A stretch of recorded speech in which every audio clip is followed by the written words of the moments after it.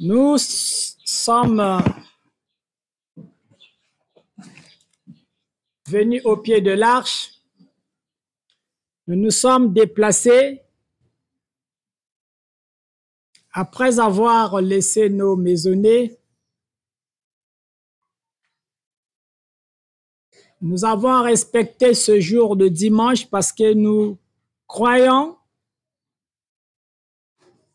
que ceux qui ont institué ce jour n'étaient pas aussi des gens ordinaires. Ils ont été inspirés. Voilà comment ils ont institué ce jour de dimanche comme étant un jour où on doit aller dans la présence de Dieu. Et nous avons respecté ce grand jour céleste.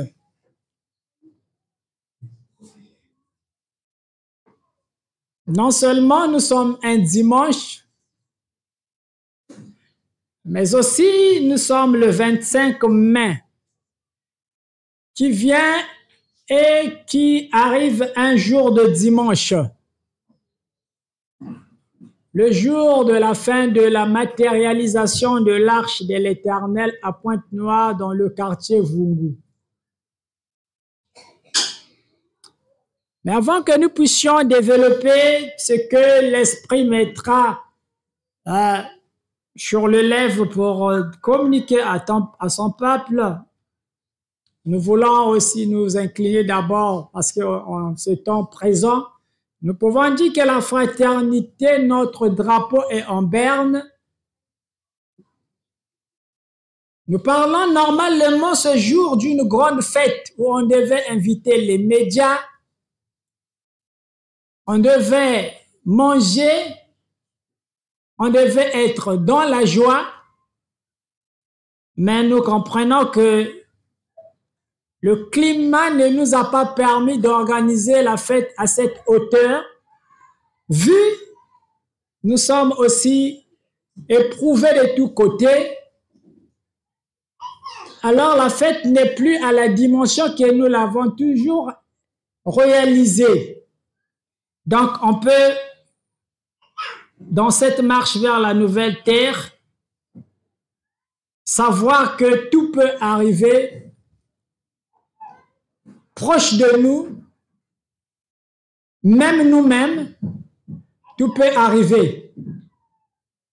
Alors que ceux qui sont nos frères, nos sœurs de la fraternité, qui suivent aussi le direct, là où ils sont, qu'ils sachent que la fraternité est de cœur avec eux. Et nous allons quand même faire quelque chose pour ce jour, malgré le fait que nous avons toutes ces situations qui nous entourent, mais c'est un jour universel, c'est un jour qui est célébré dans tout l'univers, et donc nous pouvons que faire un signe pour exciter les esprits, pour avancer vers cette marche. Alors, la marche vers la nouvelle terre, ce sont les enseignements que nous écoutons. Toutefois, les enseignements de la déprogrammation et la reprogrammation. Nous sommes sur la marche vers la nouvelle terre, vers une terre nouvelle. Malgré le fait que nous sommes sur place, mais nous sommes en train de marcher. Nous sommes partis déjà d'un point A vers un point B aujourd'hui. Quand nous sommes nés, nous n'étions pas tels que nous présentons aujourd'hui, la morphologie que nous avons. Nous n'étions pas comme ça. Alors nous avons grandi, nous sommes partis d'un point A vers un point B. Voilà pourquoi cette marche est là au milieu de nous, c'est un mystère. Mais pour les esprits qui sont connectés, ils sont en train de marcher vers la nouvelle terre. Aller vers la nouvelle terre, c'est le changement du logiciel mental. Aller vers la nouvelle terre, c'est le changement de nos caractères, de nos habitudes, de nos comportements. Pour la marche, nous allons rencontrer des nuits. Ça ne fera pas un jour la marche vers la nouvelle terre. Ça prendra des années. Ça prendra certainement des siècles. Parce que là où nous sommes venus prendre le relais, il y a d'autres esprits qui sont passés avant nous, qui ont travaillé pour l'avènement de l'âge d'or sur la terre des hommes. Nous ne sommes pas les premiers, nous devons les reconnaître. D'autres sont passés comme étant des maîtres. Il y a eu des prophètes qui sont passés sur la terre, des catégories d'esprits qui sont passés, des génies sont venus sur la terre, les savants, les philosophes, les scientifiques sont venus naître sur la terre, toujours pour l'accomplissement du grand destin de l'avènement de l'âge d'or sur la terre des humains. Alors, voyez-vous, c'est toute une équipe que le ciel fait descendre sur la terre pour venir et transporter les humains dans cet âge d'or. Et la Bible appelle ça l'avènement du royaume de Dieu. Donc, ça prendra des périodes de temps, ça prendra des siècles, ça prendra des vies. Pour arriver à la concrétisation de la nouvelle terre, ça prend des vies. C'est pas en une vie. Alors d'autres ont travaillé jusqu'à arriver chez nous aujourd'hui. Alors je disais, il y aura des moments où ça fera jour. Il y aura aussi des moments où ça fera nuit. Mais nous allons toujours marcher. Même si ça fait nuit, mais nous allons marcher.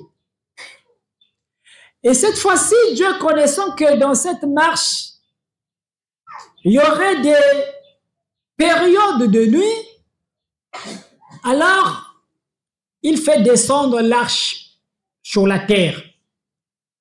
L'arche de l'Éternel descend sur la terre. Parce qu'il voit qu'il y aura des zones d'ombre qui rentreront aussi en ligne de compte lors de notre marche vers la nouvelle terre. Alors, il fait descendre l'arche. L'arche, c'est quoi? L'arche, c'est une étoile. L'arche, c'est le soleil qui brille au ciel. L'arche, c'est cette lampe qui va nous montrer le chemin lorsque ça fera nuit. C'est l'arche qui nous permet de voir là où nous allons poser notre pied. Voilà comment est-ce que l'arche descend au Congo-Brazzaville. Mais jusque-là, le terme employé par le messager de l'Éternel est beaucoup plus spirituel. Pour des profanes, ils écoutent l'arche descend, ils cherchent par quelle voie l'arche est-elle descendue au Congo-Brazzaville. Et ceux qui sont spirituels comprennent directement qu'il y a de la vision à la matérialisation, alors un travail qui doit se faire là. Vous pouvez voir, et maintenant il faut rentrer dans la phase de la matérialisation. Donc l'arche a été aussi matérialisée. L'arche est descendue en esprit, et ensuite, elle a été matérialisée par les mains du messager. Alors, on se pose beaucoup de questions. Quand on se trouve face à un tel objet spatial, on se pose de multiples questions. Comment a-t-il fait pour réaliser ça? Mais qui était autour de lui pour réaliser un tel chef-d'œuvre? Alors, les réponses ne seront peut-être pas loin, mais je vais d'abord vous parler pourquoi est-ce que l'arche descend. Pourquoi cette lumière doit descendre sur la terre? Alors, nous ici, nous sommes en Afrique, au Congo-Brazzaville, et nous voyons que l'arche est descendue en Afrique. Au Congo-Brazzaville, l'arche est descendue au Congo-Brazzaville. Alors, cette arche qui vient au Congo-Brazzaville aura un impact planétaire. L'arche ne concerne pas seulement les Congolais, mais l'arche concerne l'humanité tout entière. C'est l'humanité tout entière qui est influencée par l'énergie de la descente de l'arche de l'Éternel.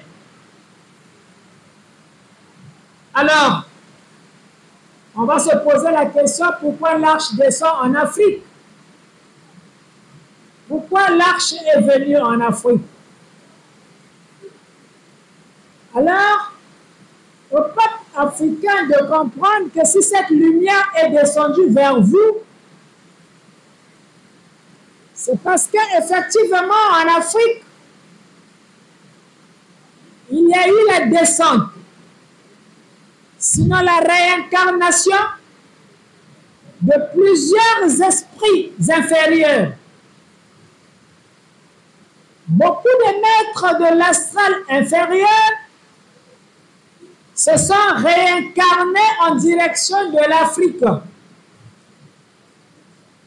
Ça, ce sont des paramètres que nous, étant qu'Africains, nous devons nous arrêter et les prendre en ligne de compte.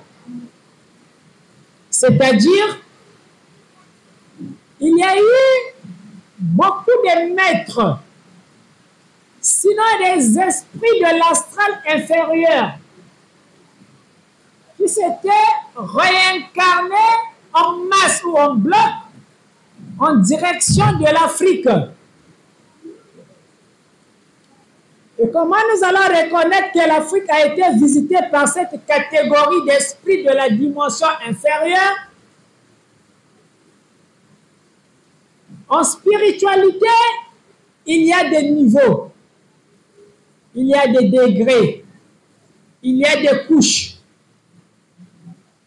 Lorsque nous voulons monter vers Dieu, nous traversons des couches et des couches, des niveaux d'énergie. Alors, dans la région inférieure, ça fait sombre. Il y a l'obscurité dans les régions inférieures. Les maîtres qui ont tenté de faire, quelques maîtres qui ont tenté de faire le voyage de leur esprit, alors ils ont parlé de l'astral inférieur. Nombreux peuvent écouter ce genre de mots. Ne craignez pas ça, ce n'est pas la magie. Quand vous écoutez parler de l'astral inférieur, l'astral supérieur, ce n'est pas la magie. Mais ce sont des esprits qui ont pu sortir de leur enveloppe, qui sont montés un peu plus haut, qui sont rentrés dans d'autres sphères et qui ont vu qu'il y avait bel et bien une couche sombre qui influençait tous les humains de la Terre. Et voilà comment ils appellent cette couche par l'astral inférieur. Si tu voyages en esprit, tu pourras comprendre le mystère de ce qui se dit. Alors, beaucoup d'esprits, beaucoup de maîtres sont sortis de cette dimension, sont descendus sur la terre, ils sont venus se réincarner sur la terre. Voilà pourquoi vous voyez la majorité de la spiritualité africaine est orientée vers les féticheurs, vers l'observation de coutumes, vers l'observation de la tradition. Nous avons des marabouts et c'est une forme de spiritualité qui n'évolue pas, stationnaire jusqu'à aujourd'hui. Tout ce que la spiritualité inférieure nous a enseigné, on n'a pas pu créer même un stylo jusqu'à aujourd'hui. Parce que la connaissance des esprits inférieurs n'est pas capable de nous amener vers la véritable lumière du développement. Je veux quand même situer le peuple, essayer de vous faire cette différence. Les Blancs, ils ont connu la descente des esprits plus poussés encore. Les esprits supérieurs sont descendus dans la direction de l'homme blanc. Et nous voyons comment il fait qu'innover. Pratiquement chaque période, il y a des innovations du côté de l'homme blanc. Nous voyons ça, comment il est en train d'avancer. Mais chez nous, les Africains, on ne peut pas avancer faute de la spiritualité qui nous a été inculquée. Alors, de l'autre côté, ces esprits qui sont descendus, ce ne sont pas seulement des maîtres de la salle inférieure, des gourous de l'astral inférieur, parce que nous avons tous connu ces nganga, ces féticheurs. Mais c'est des maîtres de l'astral inférieur qui ont régné aussi en leur temps. Dans leur époque, les féticheurs ont régné. Alors, il n'y a pas que les féticheurs, il n'y a pas que ces maîtres, mais il y a eu des esprits. Nous allons parler des sorciers. Des grands sorciers aussi font partie de cette couche de la salle inférieure. Alors, des esprits des sorciers aussi se sont réincarnés en Afrique, en bloc. Très nombreux. Donc, beaucoup de sorciers se sont réincarnés en Afrique. Beaucoup de démons se sont réincarnés en Afrique. Et ces sorciers se sont multipliés. Ils ont donné des enfants. Et ces enfants des sorciers ont porté les gènes de leurs parents. De génération en génération, ces gènes ont été transmis. Et aujourd'hui, même parmi nous tels que nous sommes là, quand nous rentrons dans toutes les familles, aucune famille ne sera exemptée. On nous dira que nous, chez nous, il n'y avait pas eu la sorcellerie. Toutes les familles qui existent des Africains, il y avait des grands sorciers. Maintenant, imaginez, ces sorciers ont gouverné ces familles pendant une période de temps. Ils ont transmis leurs gènes à leur progéniture. Et ces gènes ont traversé des générations. Voilà pourquoi la Bible vous dira que Dieu punit jusqu'à la 4e génération. Pour que la colère de Dieu puisse s'arrêter, il doit frapper au moins 4 générations.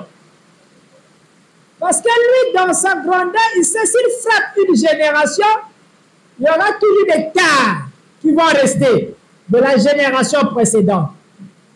Donc, pour en finir avec ces tares, il faut frapper même jusqu'à la 4e génération. Au moins là, il va atténuer le poison toxique qui devait nuire à la vie de ceux-là que lui pense utiliser comme étant des instruments. Alors donc, si nos grands-parents hier étaient des grands sorciers, nous on peut dire que nous sommes peut-être la 3e génération. On doit faire attention. Nous devons faire attention. Si hier, nos grands-parents, c'était des féticheurs, parce que la majorité de ces féticheurs ont fait partie de nos grands-parents. Et nos grands-parents ont mis nos parents au monde. Il est bien vrai que le monde ne commence pas par eux. Mais nous prenons cette petite histoire pour essayer de comprendre ce que nous sommes en train de traverser ou vivre aujourd'hui. On prend comme nos parents étant la 2e génération. Et si les papas qui nous ont mis au monde peuvent faire partie de la 3e génération ou de la 2e génération, nous sommes donc la 3e génération. Nous sommes la troisième génération. Nous faisons partie de la troisième génération. Alors, donc, Dieu est en train de nous guetter. Nous devons le savoir que Dieu est en train de nous guetter. Je suis déjà arrivé à la troisième génération. Mais quand je vois cette génération, elle est aussi porteuse de quelques gènes. Bien qu'atténuée, mais elle est aussi porteur ou porteuse de quelques gènes de la sorcellerie. Et aujourd'hui, vous voyez, il y a beaucoup de sorciers qui sont encore là, mais ils n'ont plus la même puissance qu'avaient les premiers sorciers. Ce n'est pas que les sorciers ne sont puissants encore là, mais leur puissance de nuisance n'a plus la même capacité que si on repartait à la première génération de nos grands-parents là-bas. Donc, nous marchons vers la nouvelle terre. Et pour aller vers la nouvelle terre, nous avons besoin de nouveaux enseignements et aussi d'une certaine lumière, cette lumière qui n'est autre que la connaissance. Donc, ces sorciers ont déposé dans nos gènes. Vous comprenez pourquoi ça nous nécessite une grande purification pour aller dans la nouvelle terre? Les gènes, les informations qui ont été laissées par les sorciers dans nos gènes, c'est la méchanceté. Un sorcier, il doit être méchant, il doit avoir la haine, il ne connaît pas c'est quoi l'amour, il doit faire du mal. Donc, ils ont leur caractère qui vont les caractériser sur la planète Terre.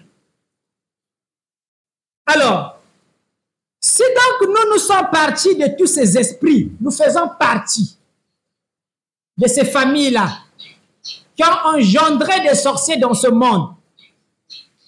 D'autres sont sortis de la lignée même des grands féticheurs. Parmi nous, il y a de ceux qui sont sortis de cette lignée. Les grands-parents, c'était des grands féticheurs. Alors, nous avons bénéficié, nous avons hérité de cet art. Et quand nous regardons même chez nous, quand nous arrivons à la Bouenza, on va vous dire, la puissance même de guérison se transmet de génération après génération. Il y a un pouvoir comme ça qui tourne autour, qui se transmet autour de ce peuple qu'on appelle Bébé, mais un pouvoir, quand vous écoutez l'histoire, qui se transmet des parents aux enfants. C'est vrai que dans cette époque, ce n'est pas bien expliqué, mais on pourrait expliquer ça. C'est une énergie. Une énergie qui est transmise des parents aux enfants, qui est libérée dans nos gènes. Et on peut transmettre ça. Mais si ce pouvoir peut se transmettre, ça veut dire que le pouvoir de la sorcellerie aussi a la capacité de se transmettre comme ça. Alors donc nous devons faire attention, nous devons donc nous arrêter. Voilà pourquoi nous allons rappeler le peuple que l'Afrique a été visitée par des esprits de l'astral inférieur et ces esprits ont affecté nos âmes. Nos âmes sont affectées indirectement. Tu peux naître, tu es saint, mais tu viens sortir d'une famille de grands sorciers. Alors tu vas bénéficier de ces gènes-là. Nous bénéficions de leur tard parce que nous portons leur sang. Nous portons leur gène. Et donc, nous sommes limités, mais les Blancs ont pris le temps d'étudier l'arbre généalogique.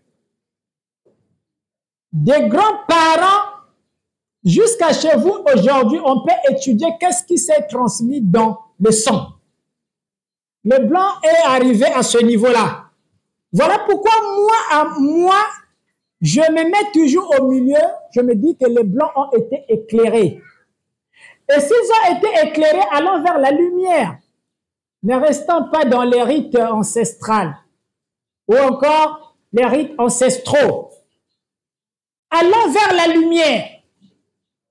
Et si nous voulons aller vers la lumière, de nous-mêmes, on ne pourra pas aussi arriver. Voilà pourquoi Dieu fait descendre l'arche au Congo-Brazzaville. L'arche, c'est cette lumière qui va venir nous prendre. L'arche de l'Éternel, c'est cette lumière qui viendra tuer les gènes de la sorcellerie que nous avons hérité, génération après génération. Les gènes transmis par nos aïeux, que nous, on n'est pas conscient de ça. Peut-être qu'on était un saint, mais dans la famille, là où on est né, on est sorti avec ce fardeau, avec cette charge. Et cette charge se manifeste dans notre vie. Dans notre vie, cette charge se manifeste. Et donc, l'arche, c'est cette lumière.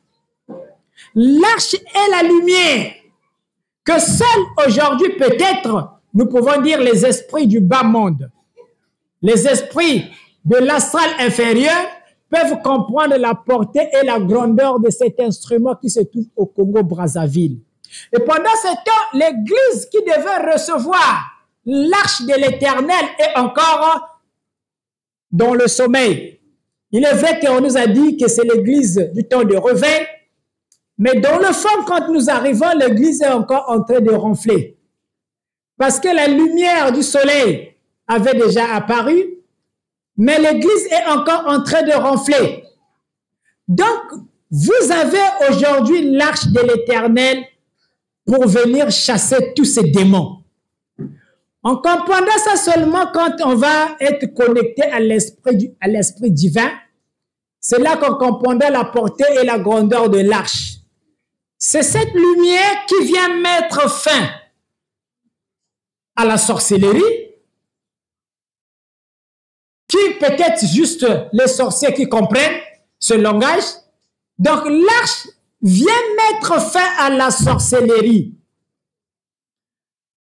Alors, ce sont des choses spirituelles qui ne sont pas faciles aussi à expliquer aux gens qui n'ont pas la révélation, parce que là, ça demande, il faut monter. Il faut monter pour comprendre ce que le maître dit. Et quand on reste si bas, on ne comprend pas le langage du maître. Alors, lorsque l'arche descend, les sorciers étaient dans leur rayon, dans leur groupement. Parce que dans la salle inférieure, les sorciers se comportent, se manifestent dans des groupements.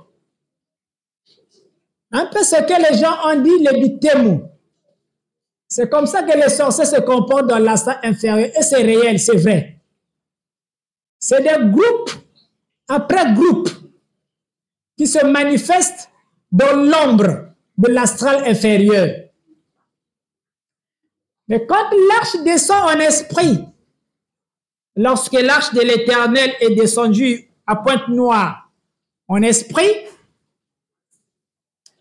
alors tous les sorciers qui étaient regroupés dans des clans, alors ils ont commencé à prendre la fuite de partout. Les sorciers se sont mis à pleurer. Ils ont pleuré. Comment se fait-il que ce truc-là est descendu ici? Comment se fait-il que ce truc-là est là aujourd'hui? Parce que eux, ce sont des esprits qui ont combattu dans le ciel avant de descendre dans les régions inférieures.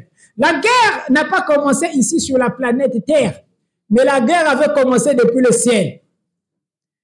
Et ces anges déchus sont descendus dans les régions inférieures, jusqu'à venir se réincarner, prendre des corps, des enveloppes charnelles.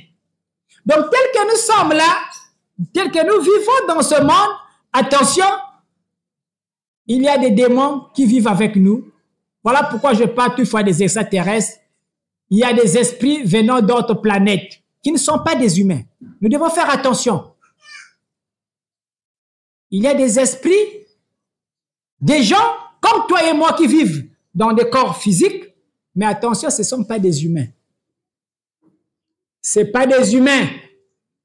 Nous ne sommes pas tous des humains sur la terre. Il y a de gros démons qui sont sur la terre. De grands esprits qui sont sur la terre. Il y a des anges aussi qui sont sur la terre. Quand je vais plus loin, je vous parle de l'homme hybride. Il y a même des robots, des machines, mais qui sont sur la terre. Mais ces machines ne sont pas seulement du côté positif. Il y a des machines du côté négatif, tout comme des machines du côté positif. Donc, lorsque l'arche de l'Éternel descend, l'arche, c'est toute une machine qui descend. Et cette machine, les sorciers l'avaient aperçue. Et connaissant cette machine depuis les plans célestes, alors, ils se sont mis à courir de partout en pleurant. Parce que ce qui est descendu là, c'est pour venir mettre la fin de notre monde, de notre système. Et l'arche a commencé à se manifester dans l'invisible avant d'être visible devant vous. Avant que l'arche ne soit matérielle, visible devant les yeux de l'humanité, l'arche a commencé à se manifester dans les plans invisibles. Parce que la vraie arche, ce n'est pas celle-là que vous voyez. La vraie arche est dans les plans invisibles. Ce n'est pas ça l'arche. Ça, ce n'est qu'une image, une représentation. Pour vous demander, faites attention qu'il y a quelque chose d'étrange venant d'une autre planète, des plans célestes, qui est descendu parmi les humains. Et c'est un signe pour marquer la présence des extraterrestres sur la terre des hommes. L'arche n'est qu'un symbole qui marque la présence des esprits de lumière qui ont suivi les sorciers, les démons, les maîtres de l'astral inférieur, ces marabouts, ces féticheurs, ces magiciens qui se sont réincarnés sur la terre des hommes. Donc l'arche que vous voyez, vous pouvez prendre ça comme étant peut-être un objet, mais faites attention. Faites attention parce que ceux qui peuvent voir ou qui ont vu la manifestation de l'arche dans l'invisible, de la vraie arche qui se trouve en esprit, ceux-là au moins pourront vous témoigner et vous le diront. Voilà pourquoi les sorciers se tiennent à distance. Jusqu'aujourd'hui, les sorciers sont à distance. Ils regardent cet homme-là à distance. On ne connaît pas bien sa position. Mais de quoi il est fait? On ne le maîtrise pas aussi. Donc, ils se tiennent un peu, ils ont des réserves. Mais c'est tout à fait normal. L'information peut se communiquer par les ondes. Il y a des ondes magnétiques que nous dégageons. Et ces ondes-là peuvent atteindre toutes les dimensions, toutes les couches. Donc, le messager de l'Éternel peut être en Vougou, mais il peut envoyer des signaux, même dans l'astral inférieur, même dans l'astral supérieur. Et ces signaux peuvent atteindre même des couches plus élevées encore.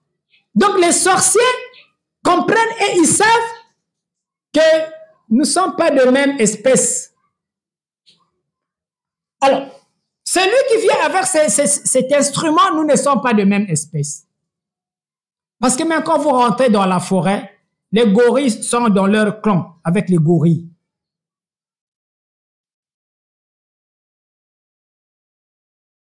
Les lions vivent qu'avec les lions. Les hyènes ne vivent qu'avec les hyènes. Vous devez comprendre ça. Les éléphants, leur camp. Vous n'allez pas voir les éléphants vivre ensemble avec les lions. C'est impossible. Vous n'allez pas voir les tigres vivre ensemble avec les taureaux. Ce n'est pas possible. Chaque espèce se trouve dans son clan. Chaque espèce forme toujours son clan. Vous devez comprendre ces choses. Donc, si vous êtes venu vous retrouver à la fraternité et votre esprit a accepté l'arche de l'Éternel, posez-vous la question, vous êtes de quel clan? Parce que vous êtes passé aussi, rentré quand même aussi dans ces églises où les sorciers règnent en maître. Vous n'étiez jamais à l'aise dans ces églises. Jusqu'à ce que vous arrivez à la fraternité, vous sentez votre âme en paix. Une paix immense envahit votre âme, votre esprit. Et donc, nous sommes aussi un clan des esprits. Nous sommes un clan des esprits à la fraternité. Je prends des petits exemples pour vous faire comprendre un peu le mystère divin, comment est-ce que ça fonctionne. L'arche que nous voyons est l'unité centrale que Dieu a fait descendre sur la terre. Là, je rentre dans le monde informatique. Parce que le peuple d'aujourd'hui a besoin d'écouter les mots qui les sont familiers. Nous rentrons dans le domaine d'informatique. L'arche est l'unité centrale que Dieu a fait descendre. Et quand vous voyez l'unité centrale, je sais aussi que nombreux se perdent déjà. Ce n'est pas grave, mais les informaticiens auront une idée. Quand vous voyez l'unité centrale porte beaucoup de ports. Tout autour de l'unité centrale, il y a des ports. Et de ces ports-là, ce n'est pas n'importe quelle fiche qu'on peut venir connecter à l'unité centrale. Alors, quand je parle de fiches, de connecteurs, si je descends un peu plus bas, les connecteurs, c'est toi et moi.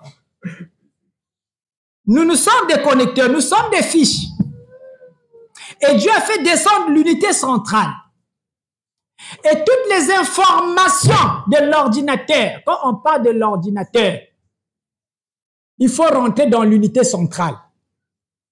Il faut rentrer à l'intérieur de l'unité centrale. Alors là, vous allez entendre les informaticiens vous parler du processeur. Les informaticiens vont vous parler du disque dur. Là où sont stockées les informations de l'ordinateur, de l'unité centrale. C'est vrai que ce n'est pas le langage de l'Église. Mais bon, assurément, il y a une catégorie d'esprit appropriée pour écouter ce que je suis en train de dire. Allons seulement comme ça.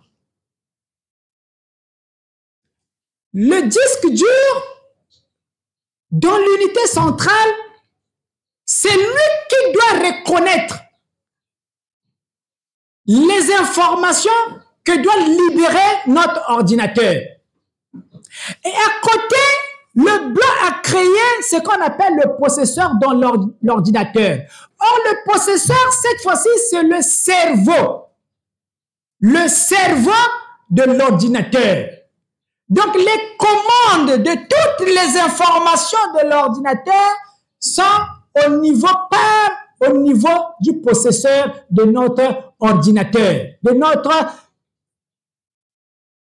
unité centrale. Nous allons transposer ces informations dans l'arche de l'Éternel. Donc, ça demande quand même une certaine dimension pour me suivre. Donc, le processeur, c'est lui le commande. C'est lui qui a la commande. Quand vous venez brancher votre clé USB à l'ordinateur, c'est le processeur qui doit reconnaître votre clé USB. Il va envoyer l'information, les signaux qu'on a branché une clé USB à cet ordinateur. Et les informations apparaissent sur l'écran. Mais ce n'est pas l'écran qui travaille. C'est le processeur qui se trouve dans l'ordinateur. C'est un petit, on va dire, on ne sait pas comment on va appeler ça, Les informaticiens en savent. Mais c'est un petit organe qui joue tous ces rôles, qu'on appelle par le cerveau de l'ordinateur. Alors, je ne sais pas quel type de clé, quel type de connecteur tu es toi, pour venir te connecter aujourd'hui à l'arche de l'Éternel, cette navette spatiale. La question que vous devez vous poser, c'est celle-là. Je suis quel type de clé pour que je sois connecté aujourd'hui à l'unité centrale descendue du ciel et l'unité centrale puisse me reconnaître et que je reste en paix autour de l'arche. Quand je suis en face de l'arche, mais je me sens libre et je suis en paix. L'arche enregistre mes informations, on voit le message sur l'écran, le moniteur, et le moniteur, on peut lire sur le moniteur que, effectivement, la clé USB est bien connectée.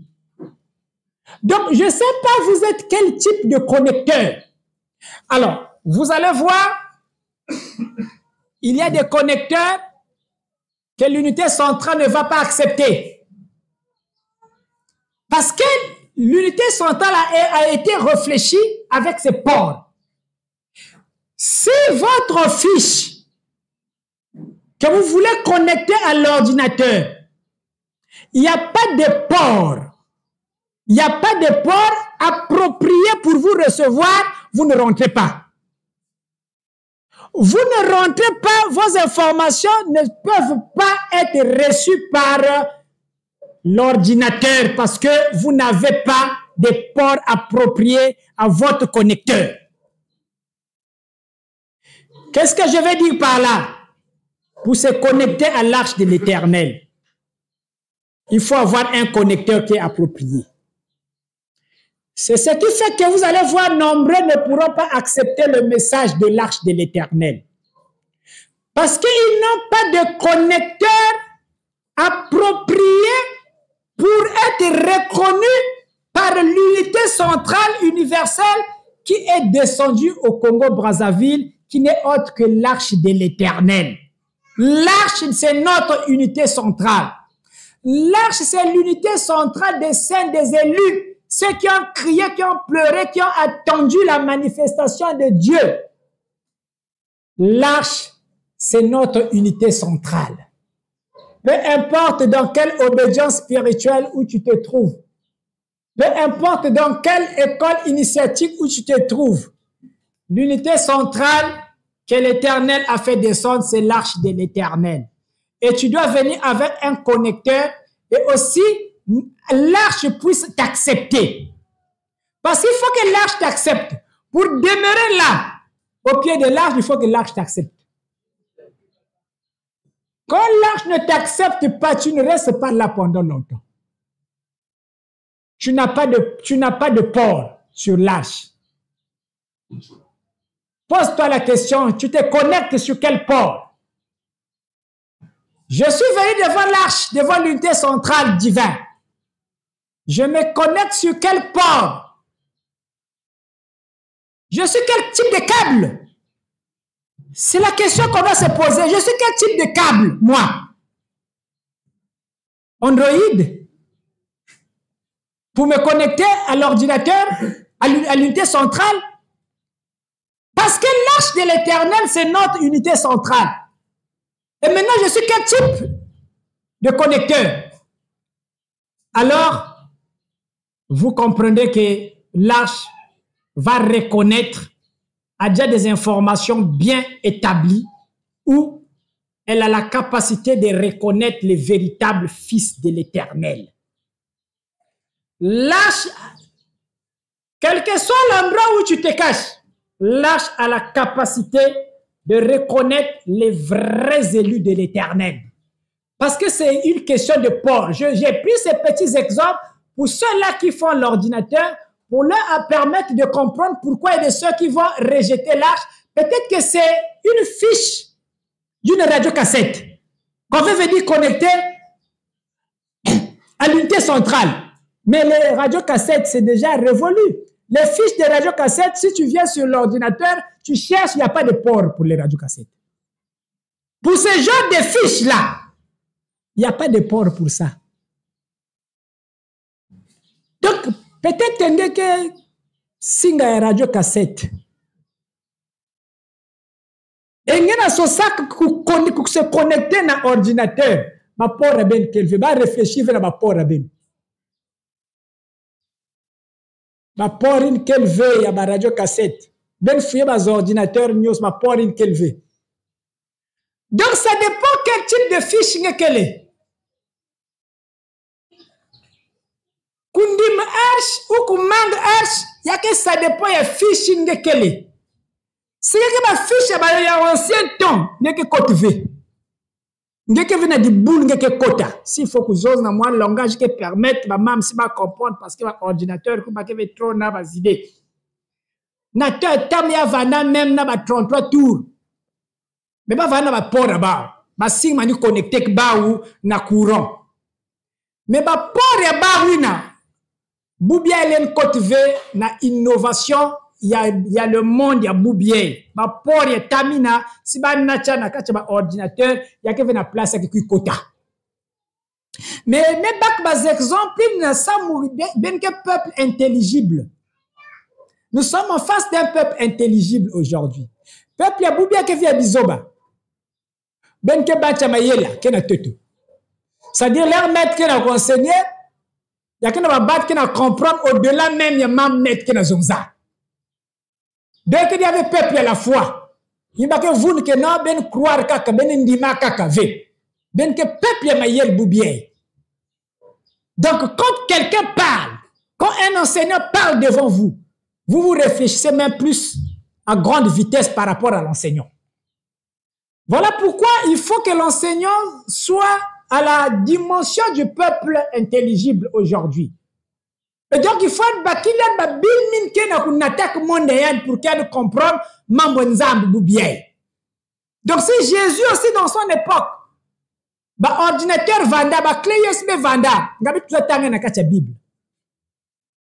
Ngaba mabi tuzatanga na kacha Bible. Mais na Jésus avanaka bilanga. Kukurba nguba.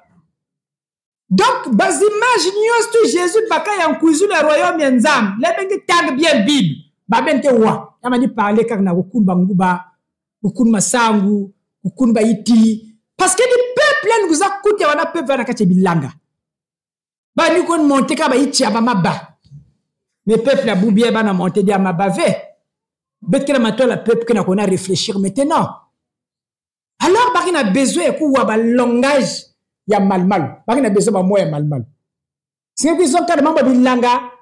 Parmi nous ici, là, il y a qui n'a pas installé même pas vu bilang. Qu'on n'a même pas vu na boile. Donc, les bêtes qui ont le langage à boile, pas que comprendre vraiment pas que na zonza enzam. Donc, pour bien bêtes qu'on a le langage à manzam que semer baska na quoi kun babi na kun bilanga.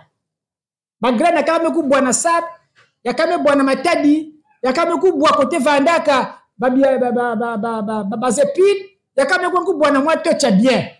Il y a des exemples, Jésus bakak par rapport à peuple à époque ina. Va dire ça la mine bilanga. Va dire ça la ka élevage. Mais peuple boubien qui na manto là ordinateur.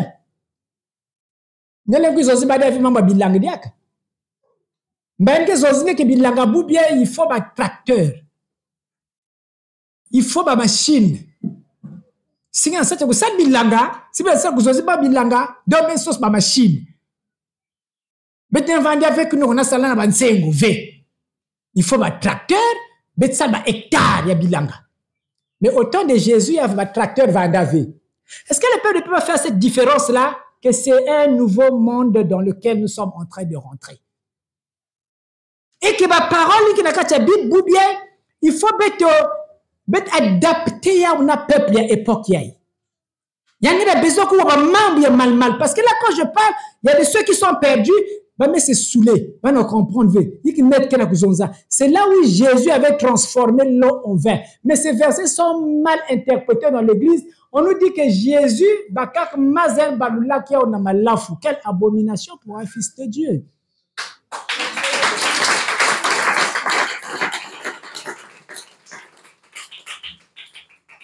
Mais nous allons voir des grands hommes de Dieu qui prêchent avec force ce genre de versets dans la Bible. Jésus avait transformé l'eau en vin. C'est le premier miracle de Jésus. C'était là le premier miracle. Or, le premier miracle de Winaïva, c'est transformer ses enseignements lunaires en enseignements solaires.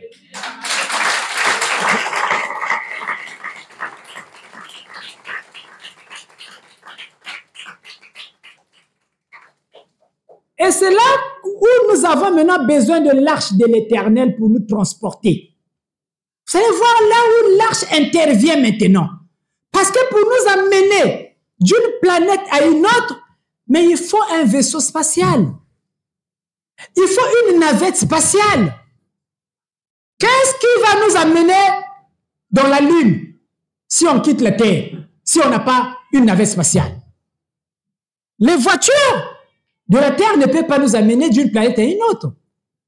Pour quitter d'une planète à une autre, forcément, il faut un vaisseau. Vous comprenez pourquoi Dieu, dans notre époque, il fait descendre l'arche comme étant un vaisseau, une navette spatiale. Parce que lui, il savait que nous allons quitter d'une planète à une autre.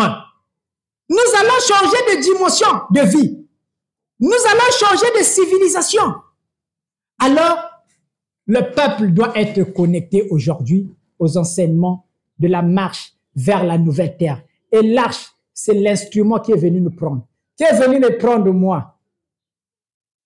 Je ne sais pas, je peux aussi peut-être être le chauffeur de l'arche. Mais l'arche est venue te prendre toi aussi. Et l'arche te demande, tu as quel connecteur pour que je puisse te prendre? Est-ce que je peux te reconnaître? L'arche est en train de te demander. Parce que Benyos ben ke pile ben ke ba câble. Mais nge ki wap câble. Pour que H bakenge. Pour que nge banna ku basis bas information nge aussi. Nge ku zo connexion yina. Il me quiz na H. Parce que maintenant là il y a de ceux-là qui ont déjà la connexion. Ne vous en faites pas. Il y a de ceux qui ont la connexion, peu importe l'endroit dans lequel où tu te trouves. Il y a des gens qui ont la connexion, ne vous en faites pas. Qui ne sont même pas au Congo. Mais ils ont eu la connexion de l'arche. Ils sont connectés à l'arche de l'Éternel. Ça veut dire que quelle que soit la distance, il y a Singa, il y a Yann, mais Port et Yann, ce qui est important, c'est le port qui le reçoit. Port, il y a unité centrale qui doit recevoir Yann, et connecteur qui doit kuizaka, si H-men dimge terminé, me kotimen, na H. Et quand tu rentres, terminé. Voilà pourquoi nous voyons la manifestation même des gens qui sont loin. Ils ne sont pas au Congo avec nous, mais dès qu'ils ont écouté le message de l'arche, ils ont vu les informations, ils ont eu les informations sur les nets, ils sont connectés jusqu'aujourd'hui. Et ils ne dorment pas. Quand ils donnent leur témoignage, ils te disent que mes maîtres, j'étais connecté à cette affaire depuis mon enfance. En fait, je cherchais ça dans mon esprit. Mais je ne savais pas qu'un jour, je devais voir ces choses. Donc, le message, il est réel. Et le message vous interpelle tous. Vous avez l'information. C'est à vous de regarder. Ce n'est plus au maître de regarder, mais à chacun de vous de regarder. Ngekewa marque à câble. La dalle vous revient vous-même. L'arche n'est pour rien. L'arche n'est que l'unité centrale qui est descendue. Maintenant, le reste, c'est que clé USB, c'est que câble Android, c'est que VGA. Je ne sais pas si câble radio cassette. Quel câble il y a radio et tamina. Il y a metalenge, ni nange na kutal, wa côté, dès que na se connecter qui na arche nzambi, yin kuizaka. Donc cela ne va pas nous déranger si mout que vient à se connecter qui na arche nzambi. Si mout que na lenda vient à se connecter, on comprend tout juste que il y a quel problème à câble yandi. Nijora câble nata. Qui a empêché qui a se connecter à l'unité centrale, il me katuk na Zulu. J'ai été un peu dans l'informatique. Je ne sais pas si quelqu'un a compris le message de l'arche, mais l'arche est descendue au Congo-Brazzaville pour venir nous prendre, pour venir nous éclairer, pour venir nous montrer les enseignements de lumière.